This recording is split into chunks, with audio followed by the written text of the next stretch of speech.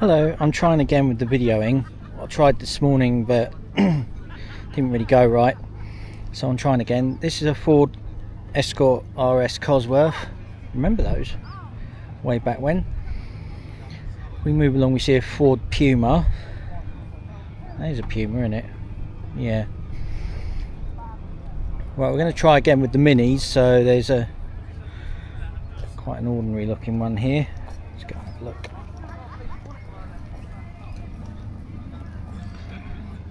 It's a 1000, so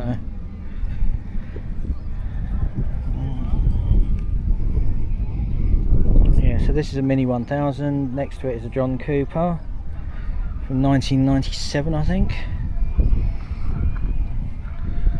See another John Cooper, but this time it's from must be 2016, I think, early 2017. Another John Cooper 1991 model.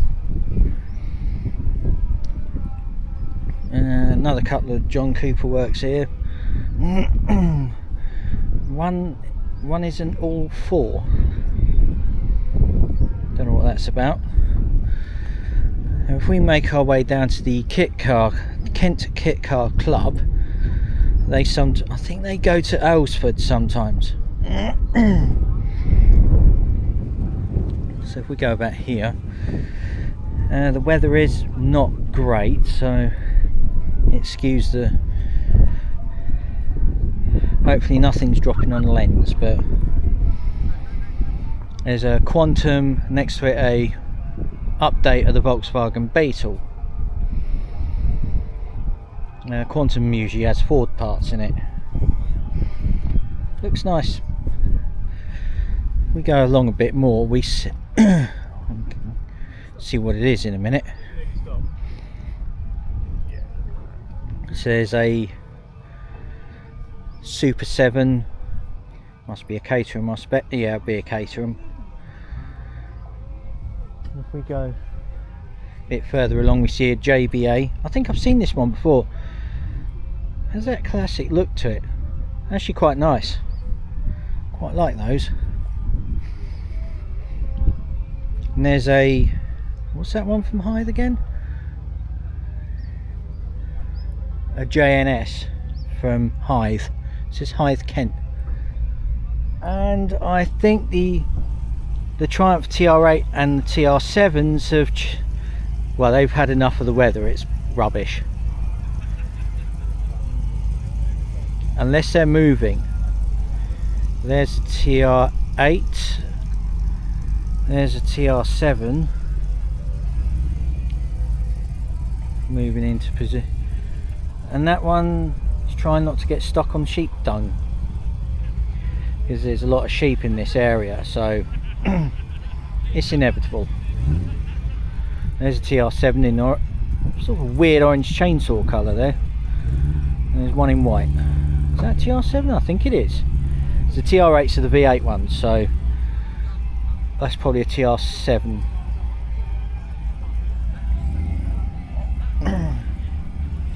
Right, it's only mildly spitting at the moment. Famous last words. We are in England after all. There's a Triumph TR6. We look around here, we see a Marcos, which is the V8 one. Try and get a bit of an angle on this one. Look at that. So yeah, you've got this Marcos Spider. Oh, I've just been corrected by accident. Cheers. But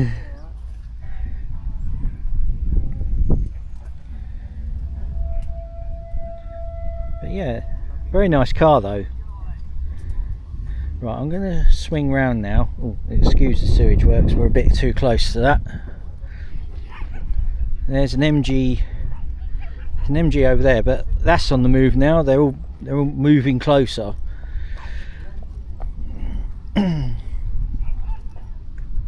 Don't think many clubs are here today. Yeah, so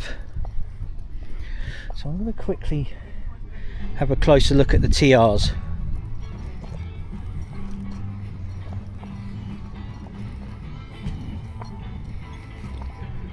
Because actually I want to look at the supercars.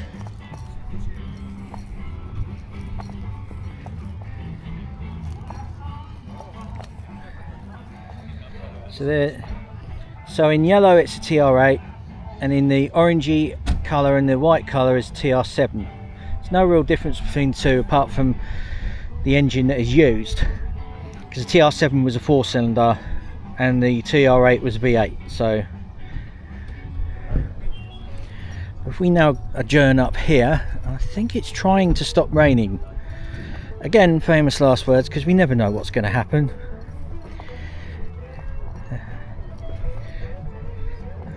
We have the second least stable weather on the planet. That's why weather people in this country get stressed. But here we are, Porsche Boxster, 2017 I suppose. No, might be 2007. Yeah, 2007. I got mixed up there. There's a couple of Jags, both F-types. One's a drop top, one's a coupe. Trying to think what they come with. Must be 6s come with. Work our way out among the Jaguars. Another F-type by the looks of things, is it? Not really up on my modern Jaguars. Can recognise a Mark II easily. There's another load of F-types.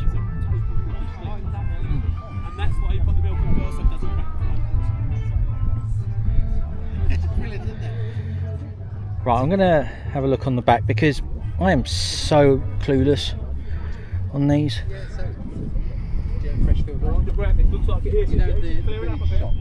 Oh, so there's an XK, that's an XK actually. Those 3 down there are F-types.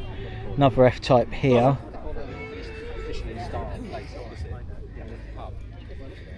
Oh dear. Yes, another F-type here.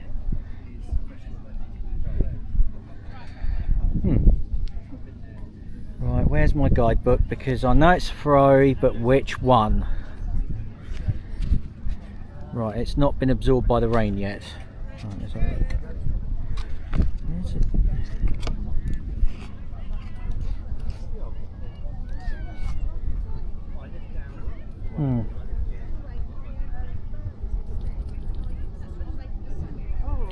So if that's 2014, that's a Ferrari California. I had to read that one up. So it makes me, again, even people that are into stuff don't know everything. It looks like another F-type Jaguar. Audi R8 V10. Almost like has the same underpinnings as a Gallardo, I think. Lamborghini. In fact, I think the V10's a Lamborghini engine. Yes. Oh, that's an XK. I really must learn the difference between an XK and a F-type. So, not really up on my modern cars. And here's some MG Fs and TFs. Another couple here. It's great to see them. Yeah, it's brilliant to see. Yeah, so here's some couple of, I think that's an MGF. TF must have come later. Don't know when they switched over though, because they're basically sort of the same really, but by no means boring.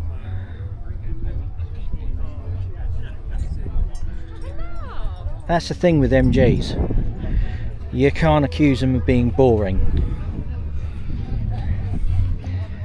They just get fairly ordinary mechanicals, so easy to get parts for, easy to fix, and just tune the nuts off them. Please don't rain, please don't rain. Yeah, and we're having trouble with weather at the moment. It's not been great this morning. Yeah, there's some. I think that must be a TF. I should think these two are probably TFs. There's an MGF with the bonnet slightly ajar.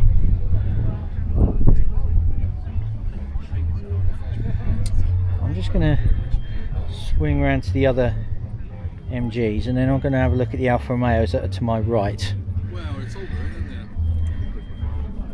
Yeah, it's an MGF, I think, because it's S-Reg. I'm just trying to think when they changed over. I'm going to have to find out. We just get the... At least people are able to stick the weather out. Not the first time it's been dull in Britain. That's a... I think that's a Giulietta. Alfa Romeo Giulietta. If we move along a bit, we see a Alfa Romeo 2000. I've already had a look at these. 1974 model. Move along to a Mito. That's... Should I get one of these next? I might have to ask. If we move along a bit more, we see a I think, oh, the end red car was a Giulia, and that's a Giulietta.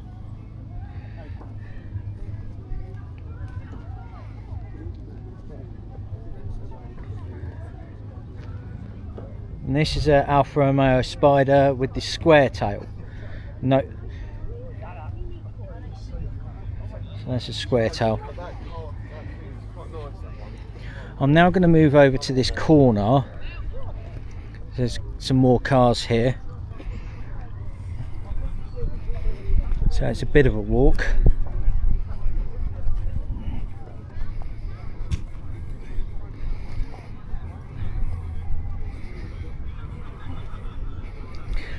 Yes, it's going to be a bit touch and go with the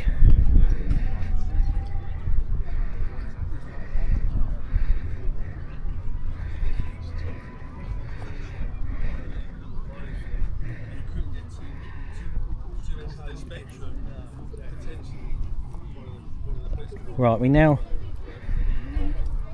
arrive at, which car club's this one? Don't know. They ain't got their signs up. There's a Fiat 500. I think used to be one running around called Luigi. This is a Sunbeam Alpine. This is the basis for the Sunbeam Tiger, which they stuck a Ford V8 into. This is the 1725cc 4-cylinder. Just they were probably fun. Triumph Stag 3-litre V8, or some were retrofitted with a Rover engine. Might have to have a look, see. That's what you're referring to. That's it, yeah. This like, from here forward is the chance 2000. Oh, was it really? Yeah, so if you look at the front, this is probably one of my favourite British sports cars. But if we just move along a bit, and Jaguar E-Type, or sometimes known as an XKE, either 3.86 cylinder, which I think this one must be. Some had 4.2. It's only the Series 3, which was much later, which had the V12s as an option. Go along. Also had disc brakes all round. MG Magnet ZA. I can tell by the chrome hockey sticks you see on the side there, look like hockey sticks. I think this is a ZA. In fact, myself and a friend had this idea once, if we could afford it, of sticking a V8 in one of these. Not sure if that had happened now. But if we go over here, we see a Fiat 500. Look how, and to think in Italy they were family cars. Look at that. So that'd be a twin cylinder 4-stroke, about 500cc obviously, well 495cc. Not a lot of power, but looks like fun. There's a Triumph Stag here, and I'm gonna shut off now because it's going to be a long walk to the next part of the show. But yeah, this is a Triumph Stag hard top. So again, this is either the original Triumph V8 engine, which was a 3 litre, about 145 brake, same as the Rover V8, which some of these might have been retrofitted with, because the Triumph V8 had 1 or 2 problems. I think one was cooling, the other was, well, don't think it was developed properly. Many years later they found solutions to the cooling problems and all sorts of things, but by then it was too late. Yeah, it's pretty good to look at.